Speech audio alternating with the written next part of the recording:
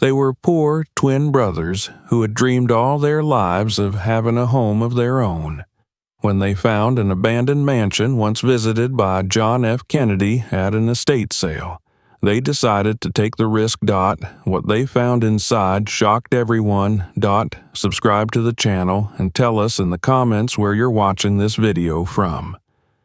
The rain had ended sometime before dawn, leaving the streets of Boston slick and silver beneath the fading clouds. Miles Harper stood by the kitchen window of their small apartment, staring down at the cracked pavement below. For 31 years that view had not changed. The same brick buildings leaning inward, the same hum of buses from the main road, the same sense that life was always passing by just outside the window but never coming in. On the table behind him sat a folded letter, still faintly smelling of antiseptic and paper dust. It was from the hospital where their mother had died. Miles hadn't moved it since the day they received it. Their mother, Jennifer Harper, had been the kind of woman who lived quietly, but left traces of herself everywhere she went. She worked as a cleaner in offices and public buildings, sometimes even in the homes of people who never looked her in the eye. She used to tell her sons stories about those places, about polished floors that shone like mirrors, and closets full of linen embroidered with names. Rich people, she'd say. They build their lives out of things they never touch. Houses too big to live in, rooms they never walk into. You can smell the dust of their comfort. For Miles, those stories had become fables, not of envy, but of distance. For Marcus, they were motivation.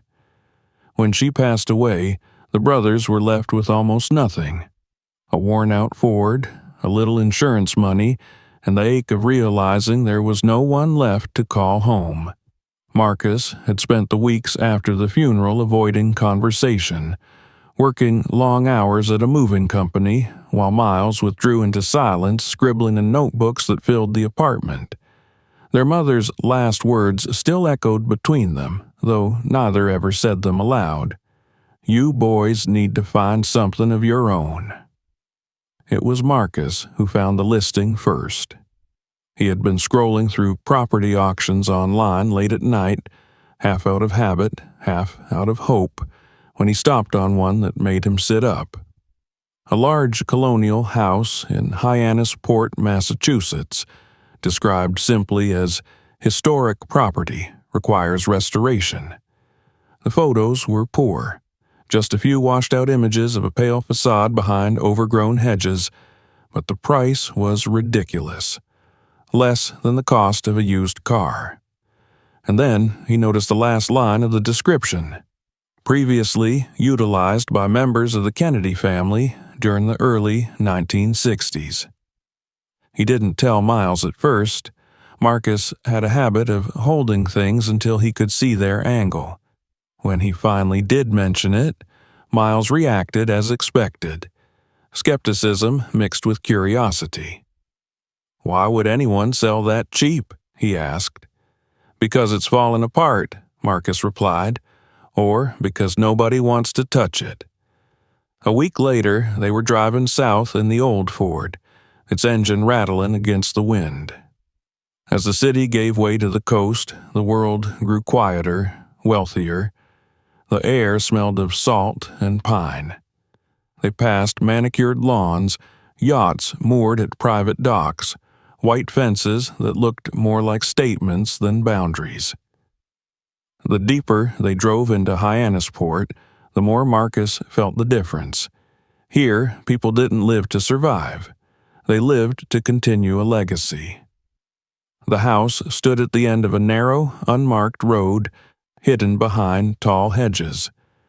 It was larger than either of them expected, its paint faded to the color of bone, the shutters hanging crooked like tired eyelids. A weathered flagpole leaned toward the sea. Grass reached up to the porch steps. The air smelled faintly of mildew and pine resin. Yet, despite the decay, there was something dignified about the place, something that refused to die. The real estate agent was waiting for them on the porch, a man with a crisp smile and an anxious laugh. He spoke too quickly, his words rehearsed. "Gentlemen, you'll find it's got great bones. Solid construction, original features, coastal history. Some people say President Kennedy himself visited more than once." His voice dipped slightly at the end, as if he regretted mentioning it. Marcus caught the hesitation. "Some people?" he asked. The agent smiled thinly. "Well, local legends. You know how small towns are. But, yes, it's documented that members of the family spent time here. It hasn't been occupied since the late 60s. They followed him inside. The air was thick and still, heavy with the scent of dust.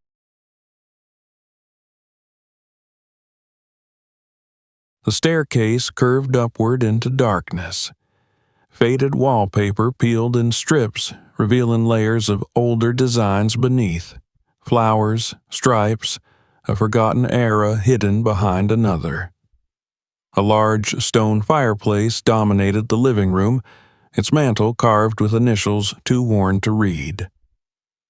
Miles wandered slowly, trailing his fingers along the dusty banister. He noticed how the light through the salt-streaked windows fell in long, narrow bands, cutting through the gloom. He felt an odd sense of reverence, as if they had entered a church. "It feels like time stopped here," he said softly. Marcus, standing by the window, was already calculating repairs. Roof, plumbing, foundation. "Time stopped because nobody could afford to start it again," he said. The agent led them through the rooms quickly, as though afraid of lingering. Upstairs, the floorboards creaked underfoot. A hallway stretched into shadow, lined with closed doors. "You'll find all utilities are disconnected," the agent said, opening one door after another. "But the structure's sound. Just needs a little love." In one of the rooms, Miles stopped. On the wall hung a single black and white photograph, warped by moisture. It showed a group of people in summer clothes laughing on the lawn. A tall man in sunglasses stood slightly apart, his face half turned toward the camera. The resemblance was unmistakable. John F. Kennedy. The photo had yellowed around the edges, the image blurred, but the energy in it was alive. Miles stared at it for a long time. Downstairs, Marcus stood by the front door, already impatient. "So?" he said when Miles reappeared. "It's a lot of work," Miles answered. "It's a lot of history," Marcus countered. The agent sensed hesitation and jumped in.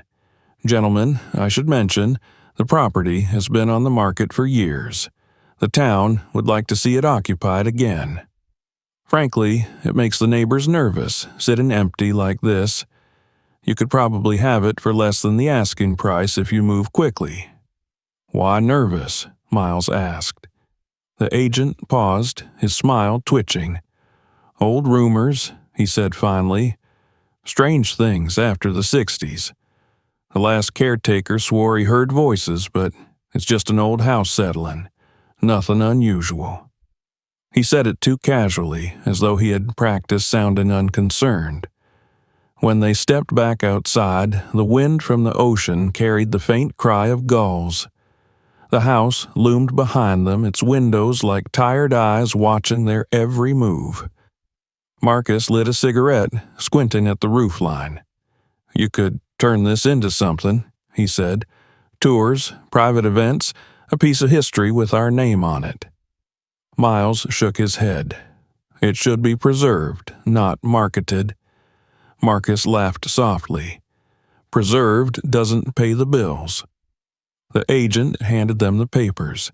The ink on the contract looked darker than usual against the pale pages. "If you're serious, I can have this processed today," he said. "I'll even throw in a contact for local contractors who've worked on heritage properties." Miles hesitated, but Marcus didn't. "Let's do it," he said, signing his name. Then he handed the pen to his brother. Miles looked at the line beneath Marcus's bold handwriting, his own name waiting to join it. He thought of their mother, of her hands red from bleach, of her saying that houses held more than furniture. They held secrets. He signed. When the agent's car disappeared down the road, silence swallowed the property. The afternoon sun dipped low, turning the windows to dull mirrors. The brothers stood together on the porch, unsure of what they had really bought. That night, they stayed in the house for the first time. They set up their sleeping bags in the living room, lit candles when the flashlight batteries ran out. The house creaked and sighed with every gust of wind. In the flickering light, the walls seemed to breathe. Miles couldn't sleep. He listened to the distant crash of waves and the occasional drip from a leaking pipe. At one point, he thought he heard something shift upstairs, not loudly, just enough to make his heart quicken.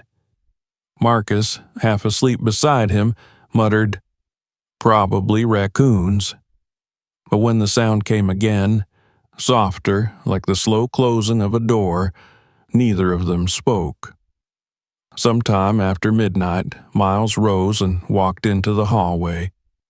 The moonlight through the window outlined his reflection faintly against the old mirror near the staircase. For a second, he could almost swear another figure stood behind him, the trick of light and exhaustion. He turned, but the hallway was empty. He returned to his sleeping bag, shivering despite the summer warmth.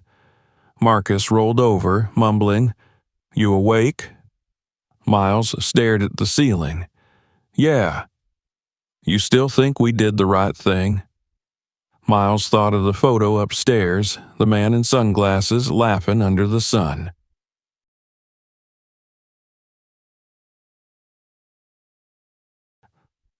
Marcus chuckled softly, already drifting back into sleep.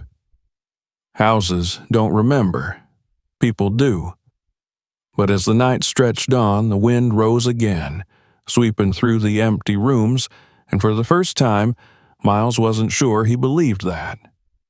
Somewhere in the house, a shutter banged once, twice, then stilled, as if the building itself was breathing out after years of silence, welcoming them or warning them. When dawn came, pale and cold, Miles stepped outside and looked at the sea. The house behind him stood quiet and patient, its white paint almost glowing in the early light.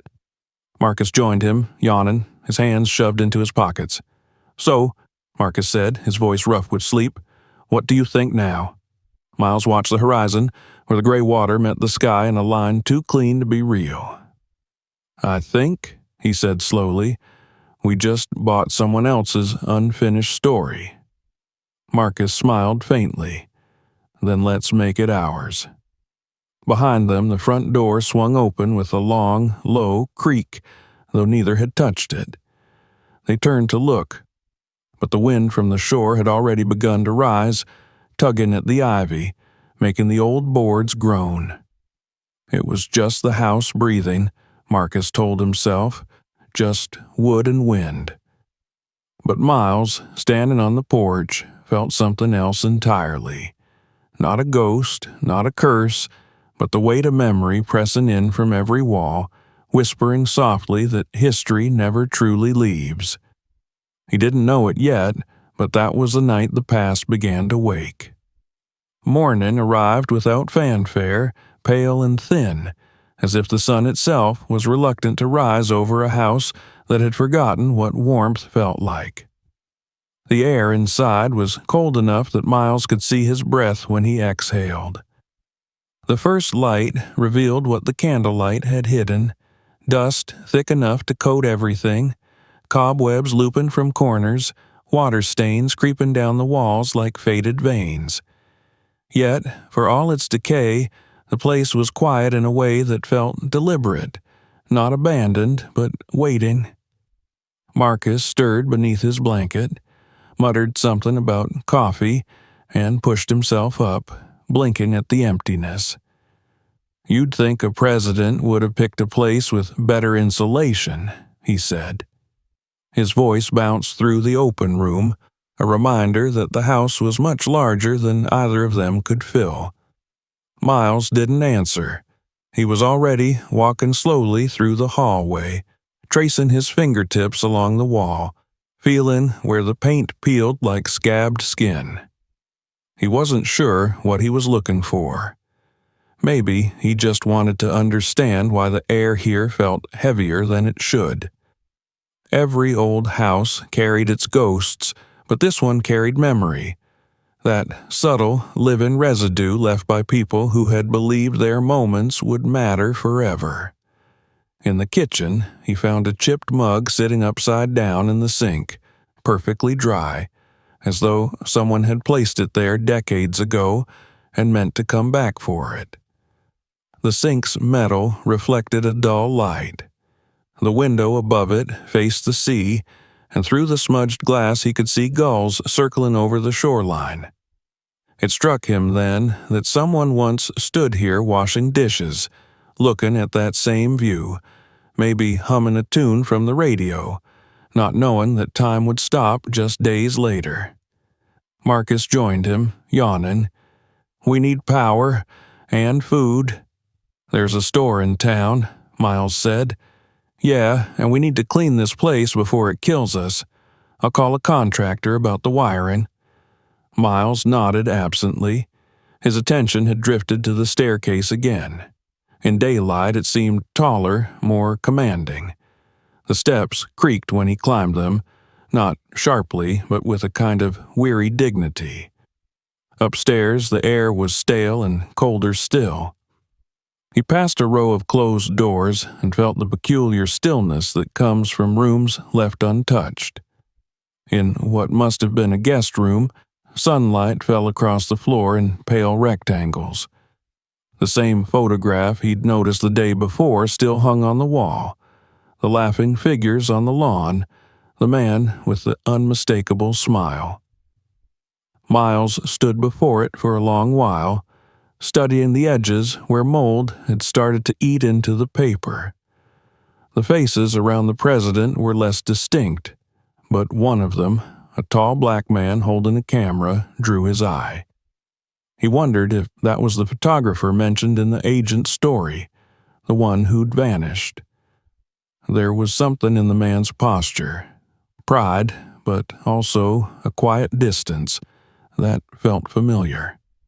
When Marcus called from downstairs, Miles didn't respond immediately. He crouched near a wooden trunk by the bed, its brass latch tarnished green. It opened with a sigh.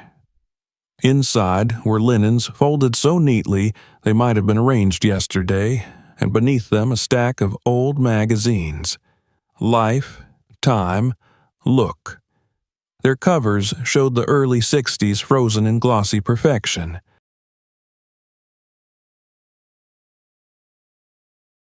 On one page a headline read, "The President's Summer Retreat, Family and Future at Hyannisport."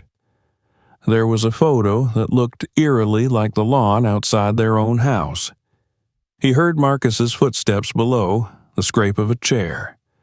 Miles lifted the magazines carefully and found, pressed flat at the bottom, a sealed envelope marked in elegant handwriting, "Property of H.L. Jackson, Nov. 63.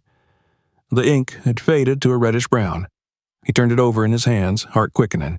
It was heavier than an envelope should be, thick and stiff. Inside, when he finally dared to open it, were several strips of photographic negative curled with age. Light through the window caught faint outlines of figures, cars, a man standing with his back to the camera.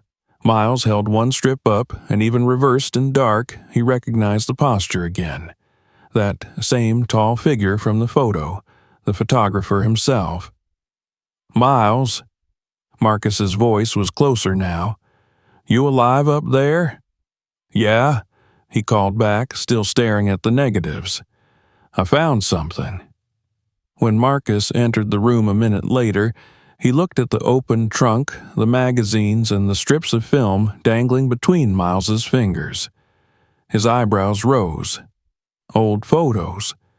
"They're marked with a name," Miles said quietly. "H.L. Jackson, November 63. Marcus whistled low. "63, huh? That's the year, isn't it? You think these are real?" "I don't know yet, but it's the same initials as the photographer who disappeared after Dallas." Marcus reached for the negatives, but Miles stepped back instinctively. "Easy," he said. "They're fragile." Marcus smiled, though his eyes glinted with something sharper. "Relax, man. I just want to look." They spread the negatives carefully on the desk near the window. The shapes were faint, but unmistakable. A group of people gathered by a white fence, a convertible parked on gravel, and in one frame, a face so clear it sent a jolt through both of them. It was Kennedy, younger looking than in most official portraits, his smile open and unguarded. Miles exhaled. "He was here." Marcus gave a small, triumphant laugh.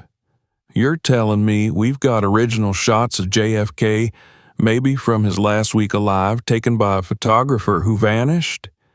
You realize what that's worth?" Miles didn't answer. He felt dizzy, the room spinning slightly. History had just become tangible, and it was lying in their hands like an exposed nerve. By late afternoon, they had gone into town with the envelope sealed again inside a cardboard tube. The drive was quiet, both lost in thought. Hyannisport in daylight was postcard perfect. Clapboard houses, neat sidewalks, flags fluttering in the breeze. People glanced at their car. Two strangers, two black men in a place that rarely saw outsiders.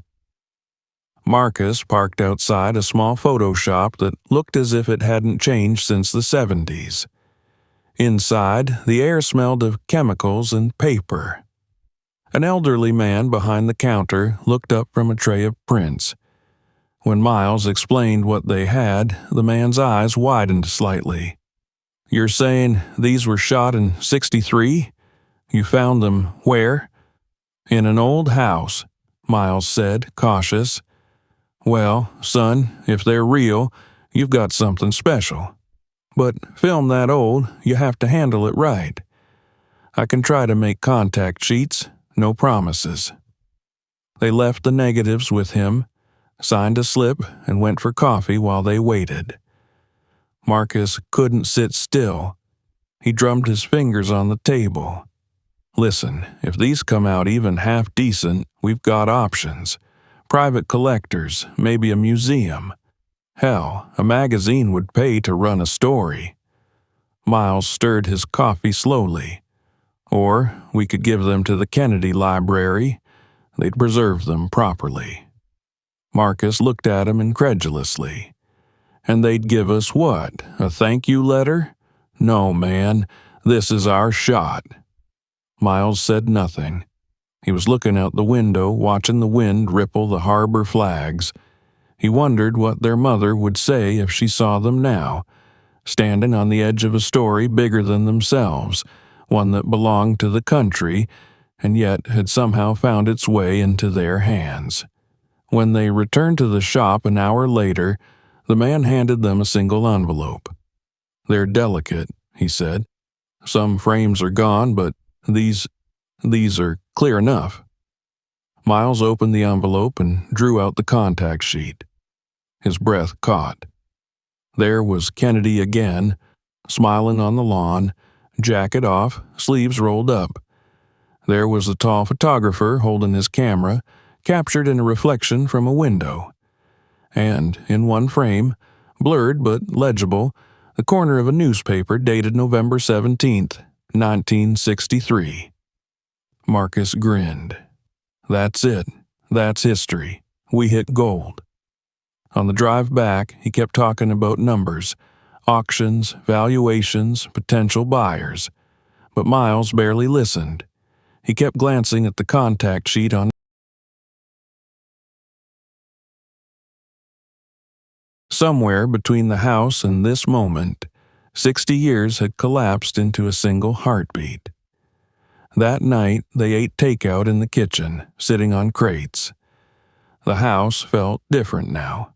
Alive, expectant.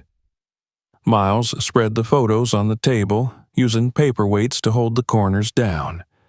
He studied the background of each image, the pattern of trees, the angle of sunlight. Every detail confirmed it. These weren't generic coastal shots. They were taken here. You realize, Miles said quietly, that whoever took these was with Kennedy just days before Dallas. Marcus shrugged. So what if he saw something? What if that's why he disappeared? Marcus gave a short laugh. Don't start with conspiracy talk. The guy probably drowned. Maybe. Miles leaned back, staring at the photos. But these were hidden. Someone wanted them kept out of sight. Or someone forgot about them. People move, things get packed away. Don't make it bigger than it is. Miles smiled faintly. You really think this house has forgotten anything? Later, after Marcus had gone to bed, Miles stayed up with a flashlight, wandering through the halls. The air was still. He found himself drawn again to the photograph in the upstairs room. He compared it to the contact sheet in his hand. The same lawn, the same fence, even the same chair by the porch railing. In the silence, he imagined the laughter from that day, the click of the camera shutter, the low murmur of conversation. The man behind the lens, H.L. Jackson, had been right here, framing the world through glass, not knowing that in a few days the world would change forever. Miles lowered the flashlight. Shadows gathered at the corners of the room, deep and unmoving. He thought he heard Marcus turning in his sleep downstairs, the creak of the old floorboards. Or maybe it was the house itself, settling, remembering. He sat on the edge of the bed until his eyes adjusted to the dark. The smell of dust and salt was everywhere, seeping into his clothes, his thoughts. He felt, for the first time, not like an intruder, but like a witness. Someone chosen by accident to open a door that had stayed locked for 60 years. When dawn came again, he went outside, the negatives safely stored in his jacket.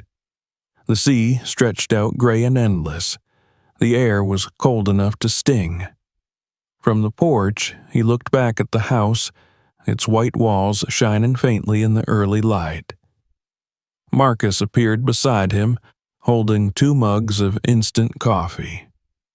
"You've been up all night?" Marcus asked. Miles nodded. "I couldn't sleep. Because of the pictures? Because of what they mean." Marcus handed him a mug. "They mean opportunity. You'll see." Miles looked at him and saw in his brother's face the same stubbornness that had carried them through every bad year, every small failure. But behind it, there was also hunger, not evil, just the quiet desperation of someone tired of losing. He sipped the bitter coffee. "Maybe," he said softly, "but history doesn't belong to the highest bidder." Marcus laughed. "Says the journalist. Says the son of a woman who cleaned other people's houses so we could have a chance to stand in our own." Marcus said nothing. The wind off the ocean gusted hard enough to rattle the shutters. They stood there a long time, each staring in a different direction. Marcus toward the road that led back to town, Miles towards the sea that seemed to go on forever.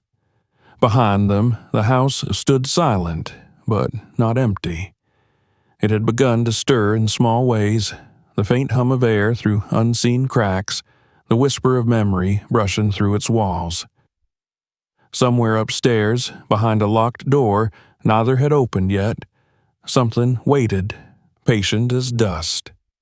The brothers did not know it, but the past they had awakened had only started to breathe, and the more they searched, the more it would remember them too. The following week settled into a rhythm that felt deceptively normal. Each morning the brothers rose early, though for different reasons. Miles spent hours poring over the photographs, enlarging details with a magnifying glass, sketching out what he called the geography of memory. Marcus, meanwhile, made phone calls to contractors, to an antiques dealer he knew in Boston, and, quietly, to a man who specialized in private historical acquisitions. The sound of their routines filled the empty house. The click of the typewriter Miles used for his notes, the metallic whine of Marcus's hammer as he fixed window frames, the murmured hum of the ocean through open doors. On the surface, it was domestic. Underneath, tension began to settle like silt in still water.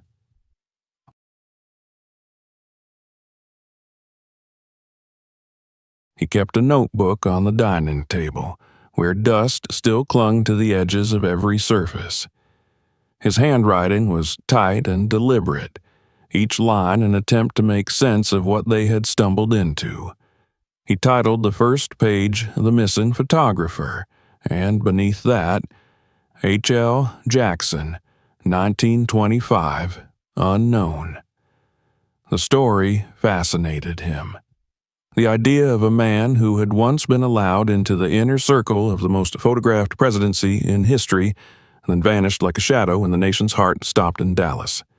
Jackson's name barely appeared in official records, just a few lines in the archives, a credit on 2 photographs from 1962. After November 1963, there was nothing. The more Miles read, the more questions surfaced. Why had Jackson been in Hyannisport in the days before Kennedy's final trip? Why were his photographs never published? And why had his name been so thoroughly erased from history? The envelope they found had been hidden carefully, not forgotten. That kind of secrecy wasn't accidental, it was protection, or perhaps guilt. Marcus noticed the growing obsession with quiet irritation. "You're acting like this is some government conspiracy," he said one evening, tossing a newspaper onto the table. Maybe the guy just quit. People disappear all the time. Miles didn't look up. Not people like him. Not with what he saw. Marcus sat across from him, arms crossed. "You're not hearing me. It doesn't matter what he saw. What matters is what we can do with it. If these photos are real, they're worth a fortune. We could sell just one and cover the entire renovation. You'd have money to publish your stories. I'd have enough to start that business we always talked about. Everybody wins." Miles set his pen down. "Except the truth." Marcus leaned back in his chair, smiling thinly. "Truth doesn't pay the bills." They had had versions of this argument before, about money, about purpose, about their mother's endless struggle to stay afloat. But now it was different. Now they were standing on a fault line between 2 worlds, one ruled by ideals, the other by survival. In the days that followed, the house itself seemed to echo that division. Some rooms felt bright and open, warmed by sunlight that cut through the dirty windows. Others remained stubbornly cold, as if they were holding their breath. Miles spent most of his time in the upstairs study, reading through the magazines they'd found and comparing them to the negatives. Marcus avoided that part of the house altogether. He focused instead on practical tasks, clearing debris from the yard, calling electricians, planning how the place might look as a rentable historical property. One afternoon, Miles came downstairs carrying a stack of papers. "Listen to this," he said. "I found an interview with one of Kennedy's aides from 1970. He mentioned an unofficial photographer, an African-American man who traveled with the president sometimes but wasn't on the official payroll. He said the man had a habit of asking questions nobody wanted to answer." Marcus didn't look up from his laptop. And he disappeared 2 days after Dallas. No record, no death certificate. The aide said the Secret Service never even filed a report. Marcus closed the laptop slowly. So maybe he ran. Maybe he saw something he wasn't supposed to. Or maybe someone made sure he couldn't tell anyone, Miles said quietly. The words hung in the air. Outside, the wind rattled the shutters, and for a moment, it sounded like distant footsteps. Later that week, Miles drove to the local library in town. The librarian, a woman in her 60s with sharp eyes and a soft voice, recognized the address as soon as he mentioned it. "You boys bought the Kennedy house," she said, half smiling. "People say it's cursed, but I've always thought it was just lonely." She led him to the archives room, a small space filled with the smell of old paper and salt air. If there's anything about Jackson, it might be in the local paper files. The Cape Herald kept everything. Hours passed as Miles sifted through microfilm and yellowed clippings. He found stories about presidential visits, charity galas, and political donors, but little about the people behind the camera. It wasn't until near closing that he spotted a brief article from December 1963, a single paragraph buried in the obituaries section. H.L. Jackson, freelance photographer, presumed deceased. Last known location, Hyannisport. Survived by no immediate family. The date made his skin crawl. It was published 2 weeks after Kennedy's funeral. Presumed deceased. No details, no cause, no investigation. That night, he returned home to find Marcus sitting on the porch, phone pressed to his ear. He was speaking in a low voice, too low to hear the words. But when he noticed Miles watching, he quickly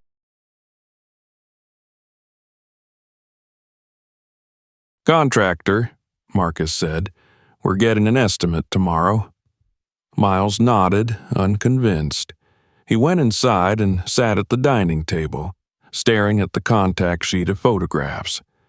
The more he looked at them, the more details seemed to emerge, like the faint reflection of a second figure in one window behind Kennedy, watching the scene unfold. He wrote late into the night, trying to fit the pieces together. The next morning, an article appeared online under his name, The Forgotten Witness, searching for the lost photographer of Camelot. It was a modest piece, just a digital feature on an independent journalism site, but it carried weight. He wrote not of conspiracy, but of erasure, the quiet way history decides who gets remembered and who doesn't. He never mentioned the negatives or where they'd been found.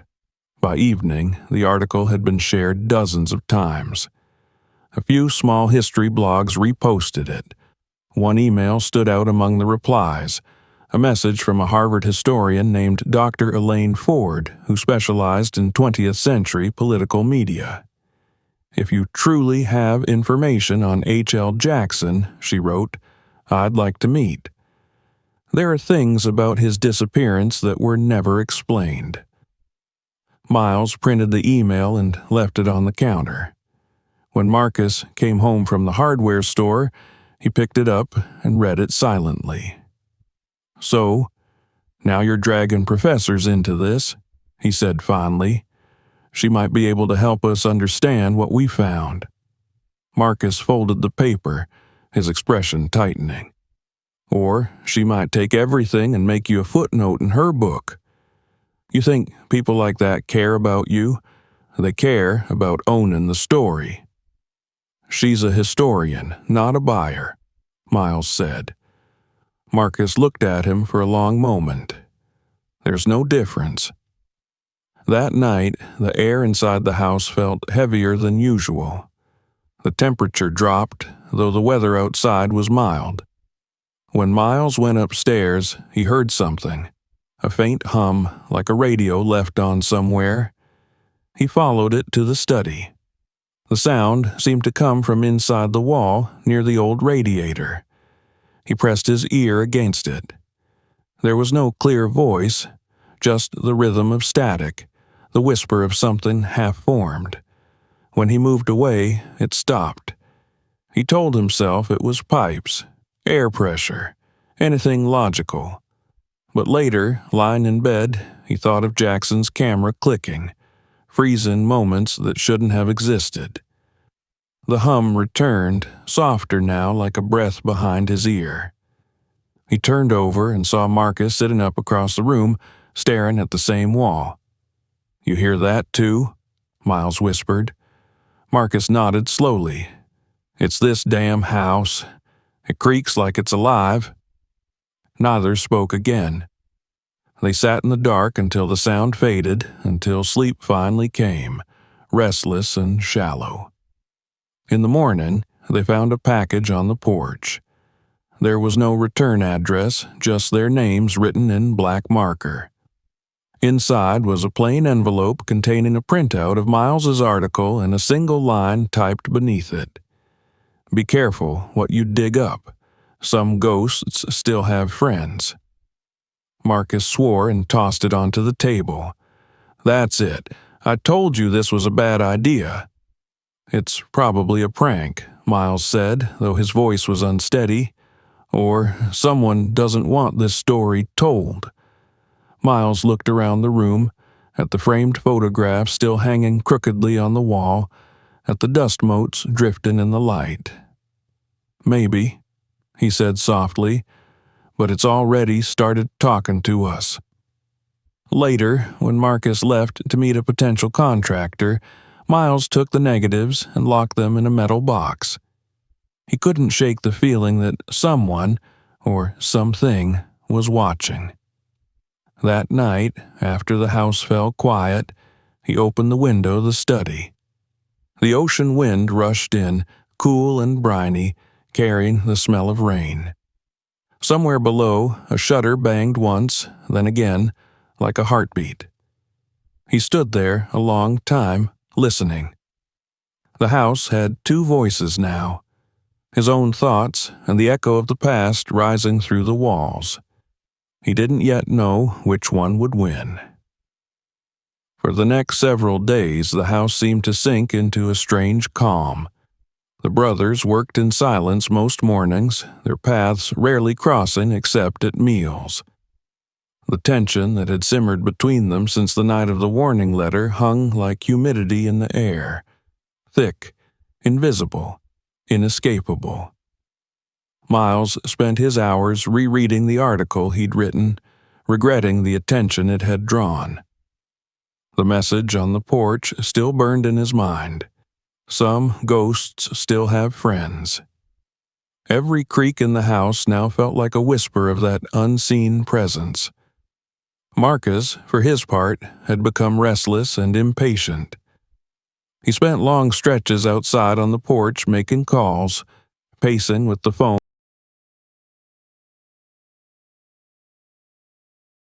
Then, one morning, a pair of local laborers arrived to begin the first phase of renovation.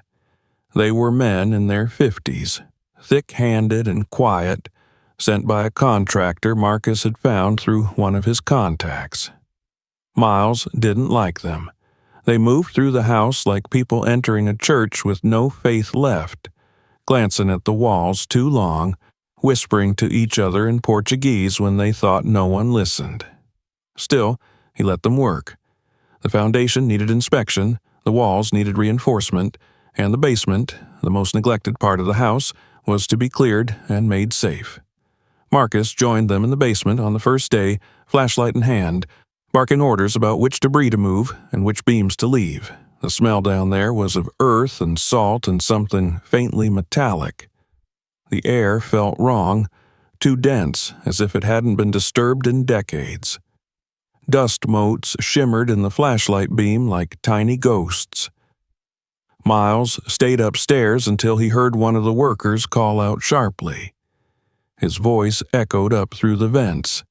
"Senor Marcus, ven ver, come see." Miles went to the basement door and found Marcus standing at the bottom of the stairs, staring at a section of the far wall. The workers had stripped away rotting paneling and plaster, revealing a patch of smooth, pale wood that didn't match the rest of the foundation. It was newer, cleaner, and behind it something hollow whispered when tapped. "What is it?" Miles asked, descending the steps. Marcus didn't answer immediately. He pressed his ear against the wall. "There's space behind it," he said finally. "Like a room." The workers exchanged nervous glances.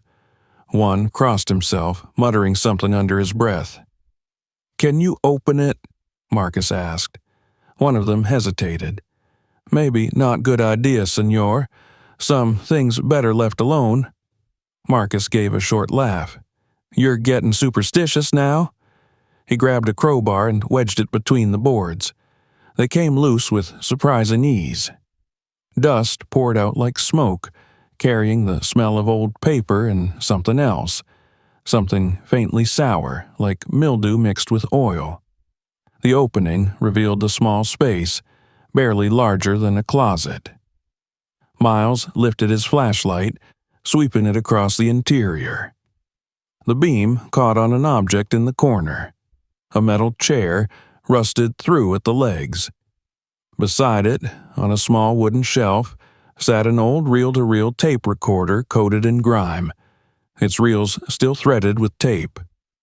Next to it were several small boxes, each labeled in neat handwriting, dates ranging from October to November 1963. For a long moment, no one spoke. The air seemed to thicken, pressing against their throats. Marcus finally broke the silence. "Holy shit!" Miles stepped forward, his heart hammering. The boxes were perfectly aligned, untouched by rodents or decay.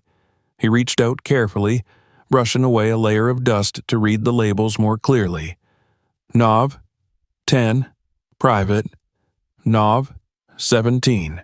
Dallas trip discussion. Nov. 19. Final prep. He felt his mouth go dry. "These could be his," he whispered. "Jackson's." Marcus crouched beside him, excitement flickering in his eyes. "Tapes? You think there's something on them?" "There's only one way to find out." They carried the recorder and the tapes upstairs to the dining room table. The machine was heavier than it looked, but miraculously intact. The plug was brittle, the cord frayed, but Miles managed to connect it through an adapter. The first tape they tried refused to spin, the reel frozen from age. The second moved reluctantly, emitting a low hum before sputtering to life.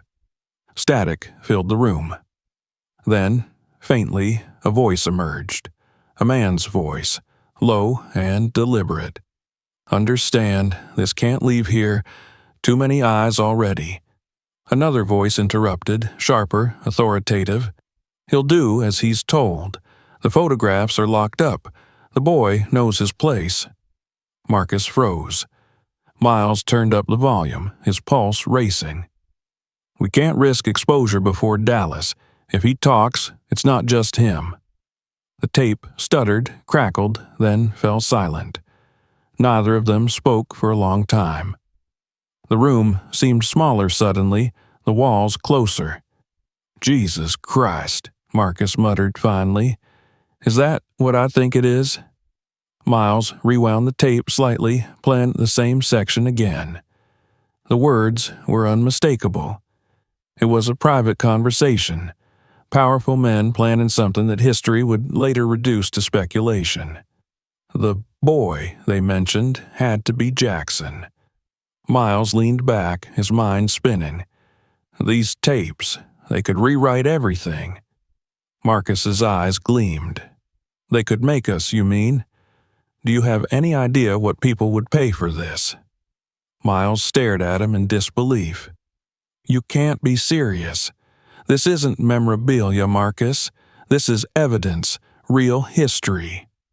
"History doesn't pay our mortgage," Marcus shot back. "We could sell copies, release just enough."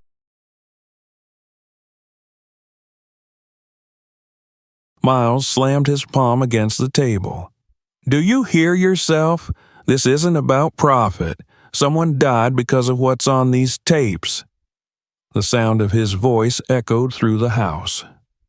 For a long time, neither spoke again. The only noise was the soft whir of the tape reel slowing to a stop, the thin hiss of silence resuming its dominion. That night, Miles couldn't sleep. He sat alone in the living room listening to the waves outside crash against the shore. The wind moaned through the chimney like a sigh. He thought about Jackson, this man who had stood so close to power, who had seen something that frightened the wrong people, who had hidden his evidence here and vanished. Around midnight, he heard Marcus on the phone again. His brother's voice was low, urgent, but the words were clear enough through the thin walls. Yes, recordings. Authentic. No, I'm not saying we sell all of them, just one. Enough to prove it's real. Yes, we can arrange delivery. Miles's stomach turned. He stepped into the hallway, waiting for Marcus to hang up.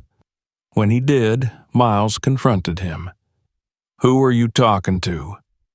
Marcus didn't flinch. "A contact. Someone who knows collectors who'll pay top dollar for this. You're out of your mind." "I'm trying to survive," Marcus snapped. "All your talk about truth and justice doesn't put food on the table. We have nothing, Miles. Nothing but this. We deserve something back." Miles's voice softened. "We deserve peace, Marcus, not blood money." For a moment, something flickered in Marcus's eyes. Doubt, maybe guilt, but it passed quickly. "Peace doesn't exist for people like us," he said. "Not unless we buy it." He left the room, the floorboards groaning beneath his steps. The next morning, Miles contacted Dr. Ford. He told her about the tapes, though not their exact contents, and asked for guidance on preservation. She was cautious, but intrigued. "If what you have is genuine," she said, "it belongs in an archive. But be careful. Political history has a long memory, and not everyone appreciates the resurrection of old ghosts." Miles thanked her and agreed to meet the following week. He didn't mention it to Marcus. By afternoon, the contractors had finished their work and packed up their tools. One of them, the older of the two, approached Miles before leaving. "You find something down there?" he said quietly. It wasn't a question. Miles hesitated. "Maybe." The man nodded slowly. "I work in old houses 30 years. Some things in walls, they stay there for a reason. You be careful, senor." When they were gone, the house fell silent again. Miles walked to the basement, flashlight in hand. The small hidden room gaped open like a wound. He stepped inside, feeling the chill of undisturbed air wrap around him. On the far wall, faint pencil marks scrawled across the plaster caught his light. Dates, numbers, and 3 words written larger than the rest. "If found, tell the truth." He stood there for a long time, staring at the handwriting until the sound of footsteps above reminded him he wasn't alone. That night, Marcus was gone for hours. He didn't say where he'd been when he returned. His eyes were tired. His clothes smelled faintly of gasoline and sea air. He dropped his keys on the counter and poured himself a drink without a word. Miles didn't ask. He knew the answer wouldn't matter anymore. Something had shifted between them, something final. The house felt it too, the air heavier, the silence sharper. It was as if the building itself could sense that the 2 men who had awakened it now stood on opposite sides of its memory. When Miles finally went to bed, he dreamed of the basement, the hidden room glowing faintly from within, the chair upright again, the tape recorder spinning on its own, and through the hum of the reel, a voice whispered, barely audible but unmistakable, "Truth has a price." He woke before dawn, drenched in sweat, the echo of that voice still in his ears. From somewhere down the hall came the sound of a door closing softly. Whether it was Marcus or the house itself, he couldn't tell. The boundary between them, between past and present, brother and brother, had thinned to something fragile, and before long it would break. Morning crept into the house as if it were uncertain of its welcome. Thin light filtered through the salt-streaked windows, falling in cold strips across the dining table where the tapes still sat. The room smelled faintly of metal and dust, the air unmoving. Miles had barely slept. He had lain awake, listening to the shifting groans of the old structure, to Marcus pacing somewhere downstairs, to the soft, mechanical click that his mind kept mistaking for the start of another recording. He came down at dawn, his eyes heavy, and found his brother.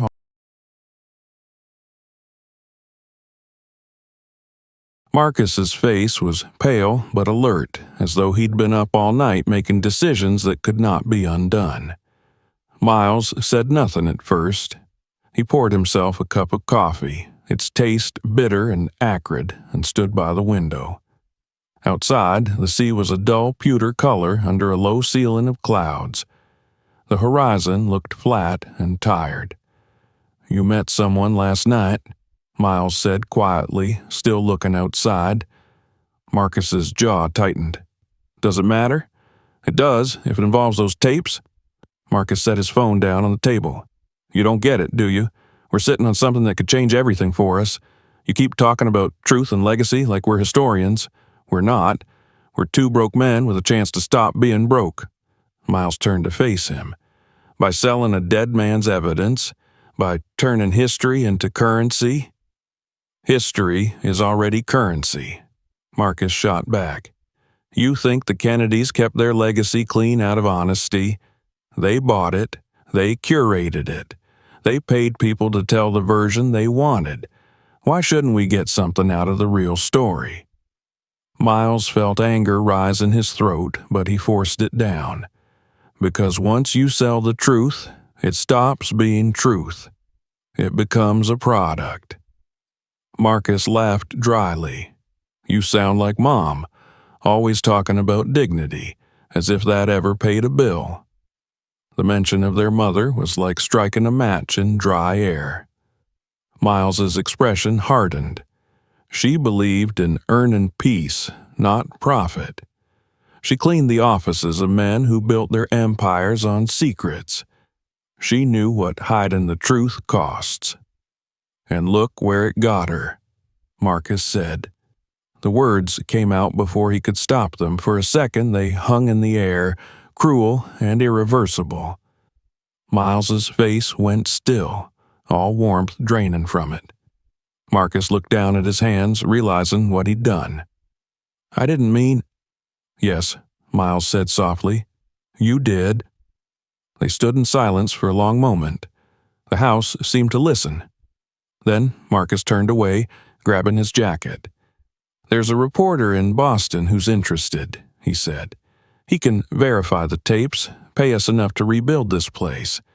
You can have your museum or whatever you want after that. You're not taking them." "I already made copies," Marcus said. "You think I'd be stupid enough to leave everything in one box?" Miles's breath caught. "You did what?" But Marcus was already walking toward the door.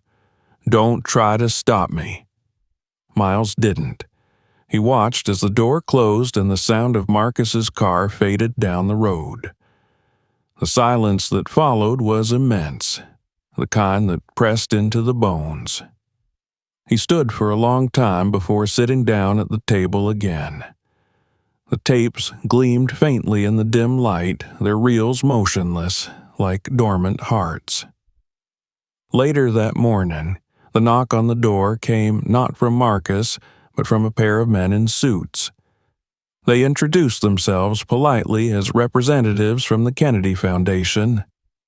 Their voices were calm, their smiles professional, but there was something too careful in the way they looked around the room. "We understand you've come across some historical materials belonging to the former president," one of them said. "We'd like to assist with their preservation and ensure they're handled appropriately." Miles met their gaze steadily. "How did you hear about them?" "We follow these things," the man replied. Artifacts have a way of resurfacing. It's best when they're managed quietly. Miles felt a chill run through him. He thought of Marcus's phone calls, of the contacts he'd mentioned. "You've already spoken to my brother, haven't you?" The man hesitated. "We're aware of Mr. Harper's inquiries." Miles folded his arms. "Then you know I won't be selling anything. These tapes aren't property.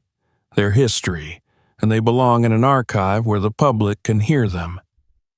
The man's smile didn't falter, but it cooled. "I understand your position, but I must advise you to be cautious. Sometimes, when sensitive materials come to light, misunderstandings occur. Documents disappear. People's reputations get tangled in things they don't fully grasp. I'm sure you wouldn't want that." Miles's heartbeat quickened. "Is that a threat?" The man looked mildly surprised. "Of course not. Just advice." He handed Miles a card. "If you change your mind, call us. We can make this easy for everyone." After they left, Miles locked the doors and went upstairs. He hid the original tapes in the space behind the fireplace where loose bricks could be shifted aside, a trick his mother had once used to hide rent money from landlords. As he worked, the thought of Marcus handing over copies to strangers gnawed at him. It wasn't just betrayal. It was desecration. By evening, Marcus still hadn't returned. Miles sat at the desk in the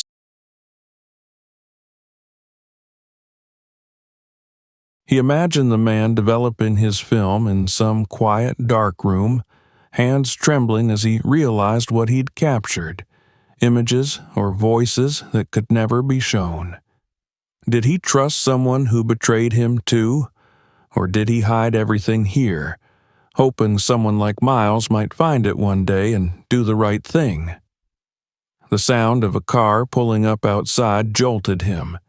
He went to the window and saw Marcus's truck, headlights cutting through the mist. His brother climbed out slowly, his shoulders slumped. Miles met him at the door, ready to argue, but something in Marcus's face stopped him. "They knew," Marcus said hoarsely. "Before I even said a word, they knew about the tapes.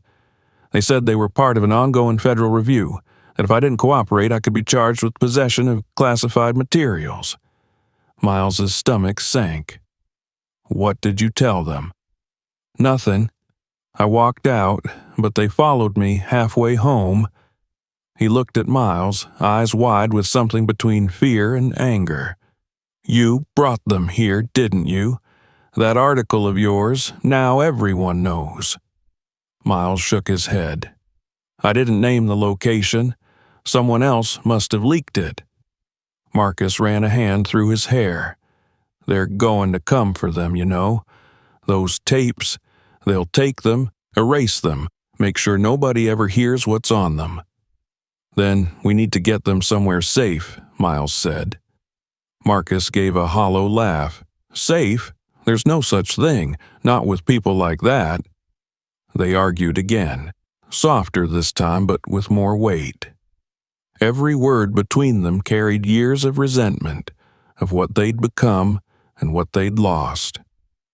Marcus wanted to disappear, to take the money he'd made from the partial deal and vanish somewhere far away. Miles wanted to fight, to make the tapes public no matter the risk. They stood on opposite sides of the same truth, each convinced the other was blind. That night, Miles went out for a walk along the beach. The sky was a low, unbroken gray, the air heavy with mist. He tried to think of what to do, but the sea offered no answers. When he returned, the lights in the house were out, except for a single one burning in the living room. Marcus sat in the chair by the window, staring at the darkness outside. "I've been thinking," Marcus said without turning around. "Maybe you're right. Maybe it's not about the money anymore. Maybe it's about doing something that lasts." Miles hesitated. "What are you saying?" Marcus looked up, his expression unreadable. "Give them to your historian friend. Let her take them. Just don't tell anyone where the originals are until she confirms they're real. That way, nobody can bury them again." Miles felt relief flood through him, tempered by suspicion. "You mean it?" Marcus nodded. "Yeah, I'm tired, man. I just want this done." They shook hands, a gesture that felt like truce, though something in Marcus's grip was unsteady. The next morning, Miles packed the tapes into a box and prepared to drive to Cambridge for his meeting with Dr. Ford. Marcus helped carry the box to the car, silent except for the sound of their footsteps on gravel. As Miles started the engine, he noticed Marcus standing back, his hands shoved deep into his pockets. For the first time, his brother looked old, worn down by choices that had eaten away at his certainty. "Be careful," Marcus said. Miles nodded and drove away. When he arrived at Harvard, the meeting went smoothly at first. Dr. Ford examined the tapes, her eyes widening as she read the dates. If these are authentic, they could change how historians view the last weeks of Kennedy's presidency. "We'll need to verify the voices, of course, but—" She stopped mid-sentence as her assistant entered the room holding a note. She read it, frowned, and looked back at Miles. "Mr. Harper, there are men outside asking to speak with you. They say they're with the Federal Archive Division." Miles's heart sank. He didn't wait to see who they were. He grabbed the box, mumbled an apology, and hurried out through the back exit. His phone buzzed, Marcus calling, but he ignored it. He drove without direction, instincts guiding him away from the city toward the coast. By the time he reached the house again, dusk had fallen. The wind off the ocean was cold and sharp. He parked, killed the lights, and sat for a moment staring at the front door. Something felt wrong. The porch light, which Marcus always left on, was dark. The air smelled faintly of smoke, though there was no fire. Inside, the house was silent. He called out his brother's name once, then again. No answer. In the living room, he found the table cleared, the boxes of tapes gone. Only the empty reels remained, the metal cool under his fingers. On the wall above the fireplace, the old photograph of Kennedy had been taken down. In its place was a single note pinned neatly to the frame. "I did what I had to. Don't."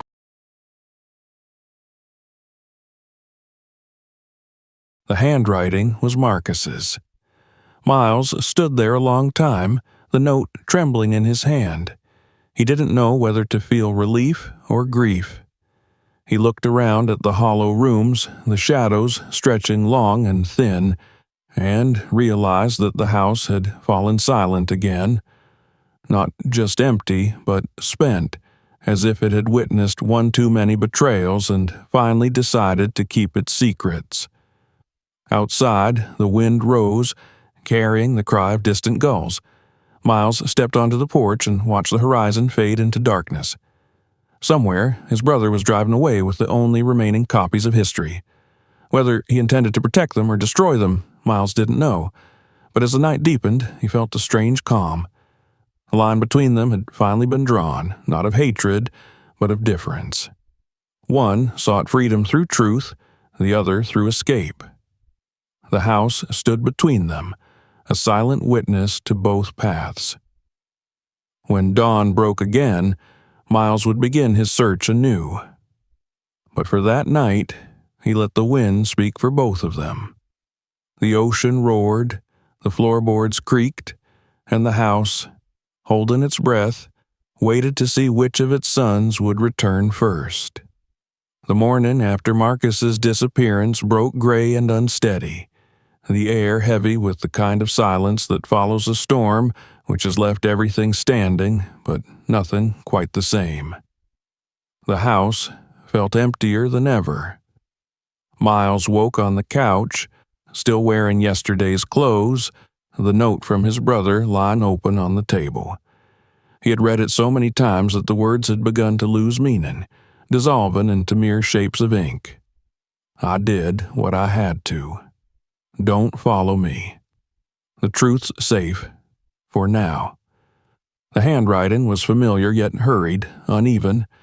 Marcus had written it fast, perhaps before changing his mind. Miles stared at it until the letters blurred, then set it aside and looked around the room. It struck him that the house no longer seemed menacing or mysterious. It had simply reverted to being what it was, an old place filled with dust and consequence. Too many secrets for its thin walls. For weeks it had pulsed with discovery and tension, the strange electricity of history awakening. Now it was only quiet. He made coffee and walked out onto the porch. The sea was pale and still, a sheet of pewter light stretching to the horizon. Somewhere out there, Marcus was driving, perhaps carrying the only remaining evidence of the truth they had unearthed. Miles felt no anger toward him anymore, only a weary sadness. His brother had always wanted to win at life, to stop being at the mercy of it. The tapes had been his chance. Maybe, in his own way, he thought he was protecting them both. The following days passed in a blur of calls, visits, and questions.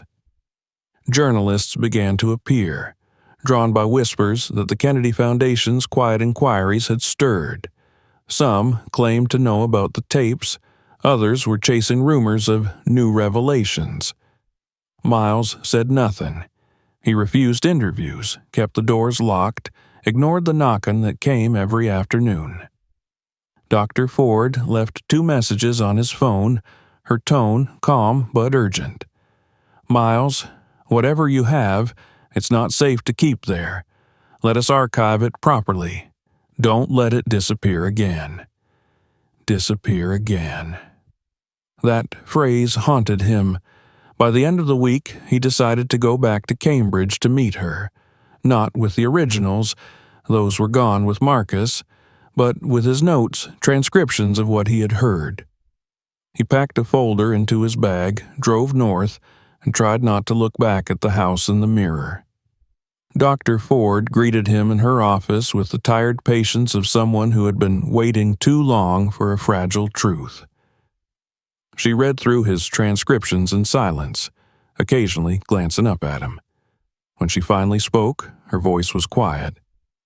If these words are authentic, they're extraordinary. But they'll never see daylight without proof.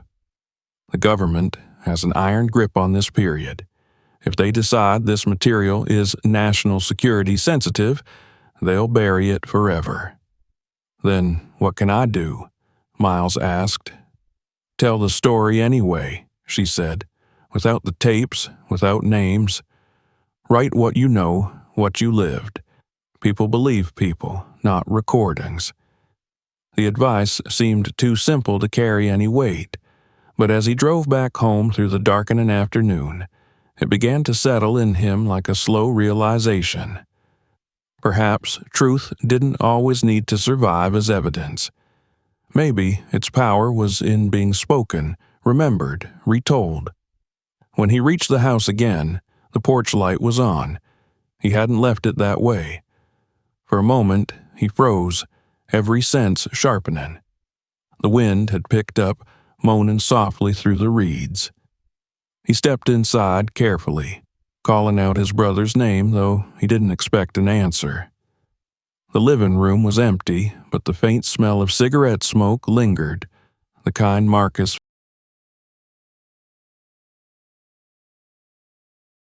His hands trembled as he opened it.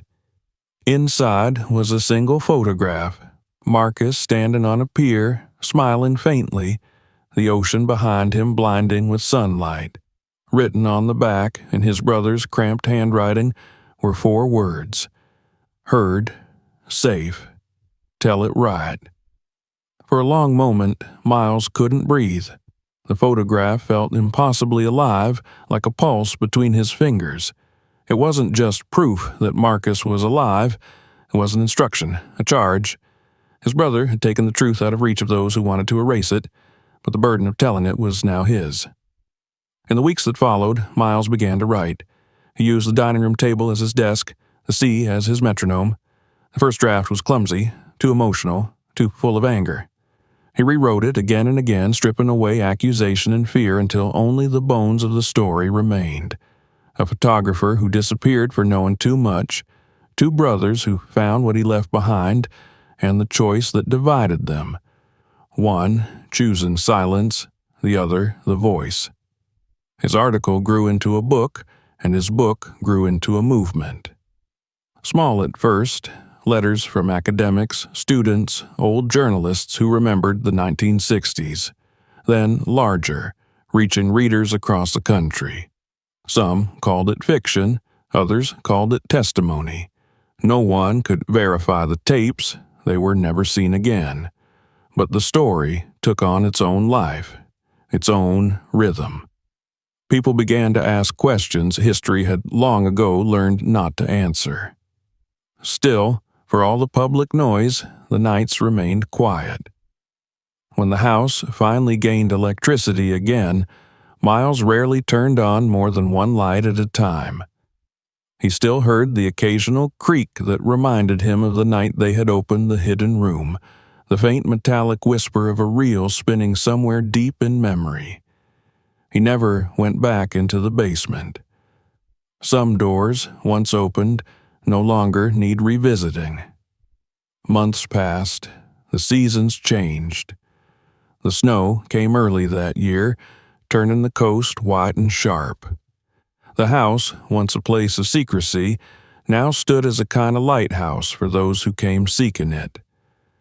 Visitors arrived sometimes, journalists, historians, students. They'd ask about the tapes, about Marcus, about what was true. Miles never gave a straight answer. He would only say, "There are many kinds of truth. Some you prove, others you preserve." Then, one afternoon, a package arrived with no return address. Inside was a small cassette tape wrapped in cloth. A note accompanied it. "You were right. Keep this one safe. Don't play it until it matters." The handwriting was Marcus's. Miles turned the tape over in his hand. It wasn't one of the original reels. This was newer, copied, clean. He placed it in a drawer, locked it, and didn't look at it again for months. But knowing it existed changed everything. It meant Marcus hadn't disappeared into greed or guilt. He had chosen a harder path, carrying the truth where no one could reach it. Years later, when Miles's book was adapted into a documentary, people began calling the house the Kennedy Witness Home. He hated the name, but tolerated it. He kept the tours small, intimate. He wanted people to feel the silence, to understand that history wasn't just words and dates, but lives that bled into one another. He guided visitors himself, his voice steady, his hair now streaked with gray.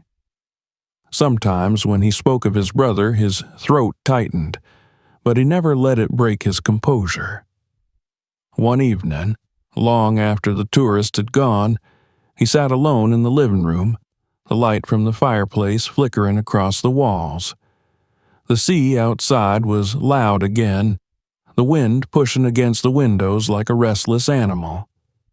He reached into the drawer and took out the cassette. The note was still there. "Don't play it until it matters." He hesitated, then placed it into the old tape deck. The machine clicked, hissed, and for a moment there was only static. Then came Marcus's voice, older, tired, but unmistakable. "If you're hearing this, it means I'm gone, or I've decided it's time you knew. I didn't sell the tapes. I gave them to people who will keep them hidden until it's safe. They'll outlive both of us. You were right, Miles. Truth isn't what you keep. It's what you leave behind. so tell it. Don't let them turn it into something else." The message ended with the sound of wind and seagulls, the same sounds that filled the air outside now. Miles sat for a long time, the fire burning low. When he finally turned off the tape, he didn't feel grief. He felt completion. He rose, crossed to the window, and opened it. The cold air flooded in, sharp and clean. He could see the ocean glimmering under the moonlight, endless and patient. Somewhere beyond that horizon, his brother had found his peace, not in money or power, but in anonymity, and having done one right thing at the end.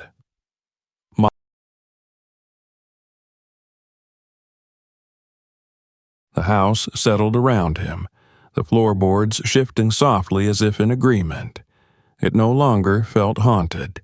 It felt inhabited, by memory, by truth, by the simple echo of two voices that had learned, finally, to speak in harmony.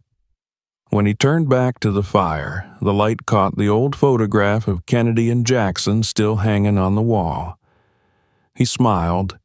History had a way of hiding its real witnesses in plain sight, but sometimes, if one listened carefully enough, the silence told the story anyway. That night, Miles slept deeply for the first time in years. Outside, the sea kept its rhythm, endless and unjudging, carrying the weight of everything that had been lost and everything that had finally been found. Years passed quietly, as if time itself had grown cautious about disturbing what remained of the Harper brothers' story. The sea still broke against the rocks beyond the lawn, whispering the same old song it had sung since the house was built. But everything else had changed. The once forgotten mansion had become a place of quiet pilgrimage, though not for the reason people imagined. They came not for Kennedy, nor for the myths of power and scandal, but for what lingered after. The story of two brothers who unearthed a secret and found something larger than any headline, the weight of truth and what it costs to carry. Miles Harper had aged into a man both softened and sharpened by solitude. His hair had turned the color of salt, his hands lined with ink and years, but his eyes still carried that same flicker of searching light, as though he were perpetually looking for a sentence not yet written. He had made a life in the house that once nearly consumed him. Now it was his work, his devotion, and his redemption. The Kennedy estate had become more than a relic. It was a museum, though not an official one, sustained by donations and care. It drew the curious, the students, the weary seekers who wanted to believe that truth could still live somewhere, untouched by spin or profit. Each morning, Miles walked the halls before opening hours. The floors no longer groaned in protest beneath his steps. They accepted him. He would pause by the old photograph in the upstairs hallway, Kennedy on the lawn, the photographer behind the lens, and feel the same quiet wonder that had once upended his life. The photo had been cleaned and restored, framed in oak. Beneath it hung a small brass plaque engraved with the words, H.L. Jackson, 1963, Property of History. He always lingered there. Sometimes he would whisper under his breath, "You were heard." Downstairs, the rooms were arranged as they might have been in the 60s, typewriter on the desk, rotary phone on the table, even a reproduction of the old tape recorder, though the real one was long gone. People who visited often spoke in hushed tones, as though afraid to wake whatever ghosts might still be listening. Miles encouraged that reverence. He believed some stories deserved silence more than applause. It was early spring when the letter arrived. The envelope was unmarked, the handwriting unfamiliar. He opened it by the window where the afternoon sun fell across his hands. Inside was a single page. Mr. Harper, I am the granddaughter of Dr. Elaine Ford. My grandmother passed last winter. Among her papers, I found a transcript of a conversation she recorded years ago, your brother's voice and yours. She wanted you to have it. She called it the final dialogue. I don't know what it means, but she said you would. Folded within was a compact disc labeled in faded pen. November 12th, 2015, Hyannisport. Miles stared at it for a long time, the air around him suddenly still. He didn't own a CD player anymore, but he found one in storage, an old portable model once used for audio tours. He placed the disc inside, pressed play, and waited. The recording began with static, then Dr. Ford's voice, steady, academic, slightly softened by age. Interview with Marcus Harper, conducted at an undisclosed location. Subject wishes to remain off record. Miles's chest tightened. He hadn't heard his brother's voice in years, not since that final tape, not outside of memory. But when it came, it was unmistakable. Older, roughened, weary, but alive. I told him I'd keep it safe, Marcus said on the recording. And I did. But safety's just another form of hiding, isn't it? We spent our whole lives trying to be safe, from debt, from failure, from being forgotten. He wanted to tell the truth. I wanted to survive it. Maybe both were right. Dr. Ford's voice. Do you regret what you did? A long pause, then Marcus sighed. No, regret's a luxury for people who never had to choose between truth and peace. But I hope he understood. I wasn't right.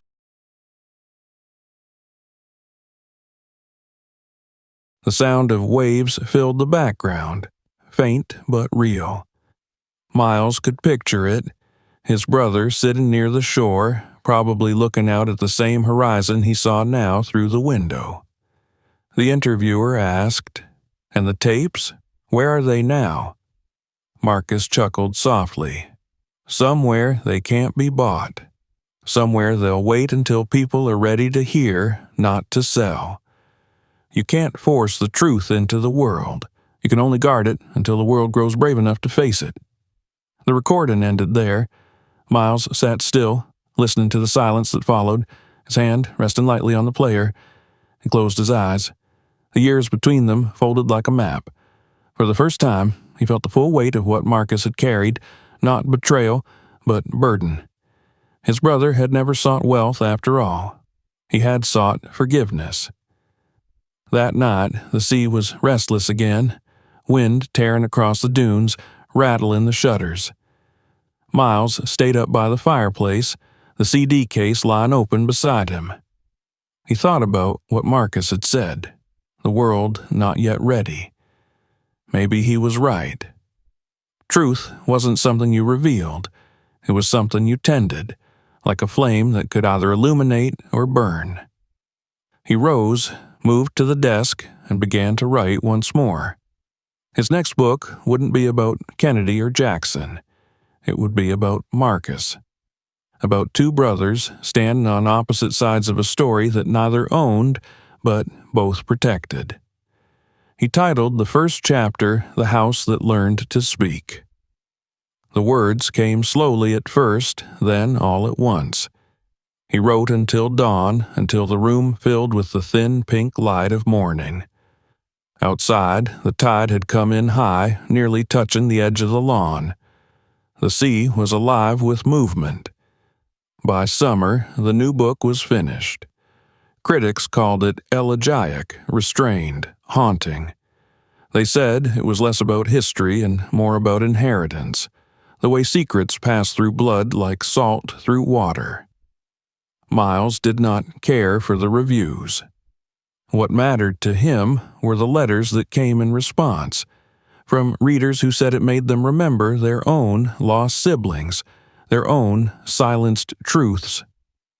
He kept those letters in a wooden box under his desk, alongside the photograph Marcus had sent from the pier. On the back, the ink had begun to fade, but the words were still there.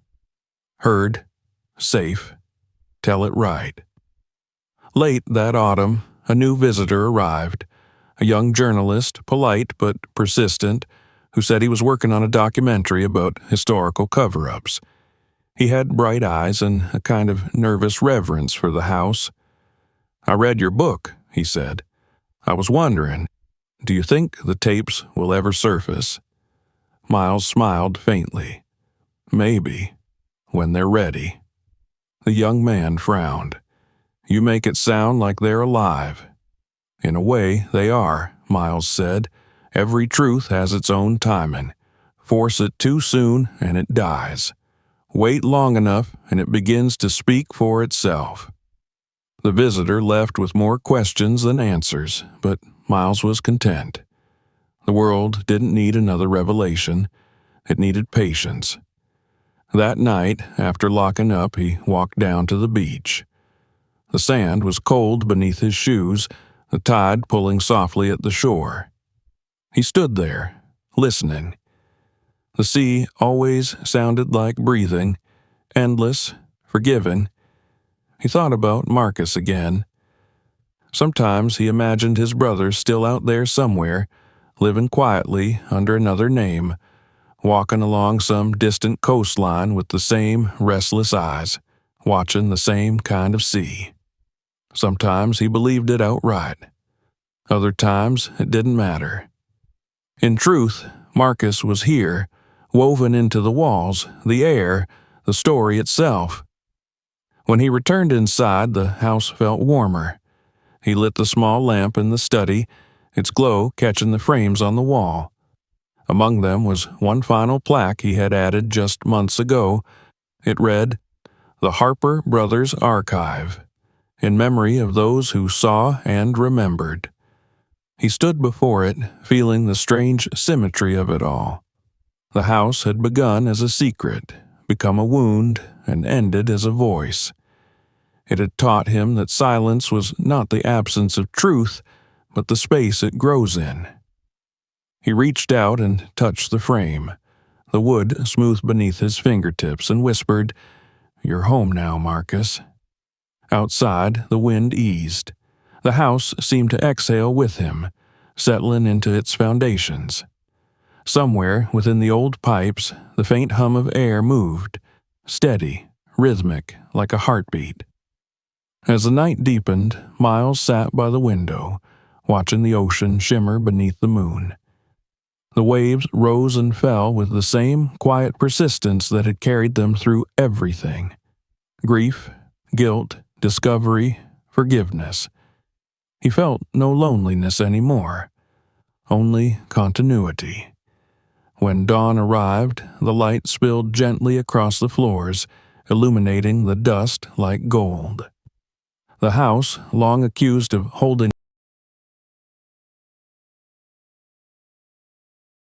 Miles smiled, his reflection faint in the glass, and for a fleeting second he could almost see his brother standing beside him, older, calmer, unburdened.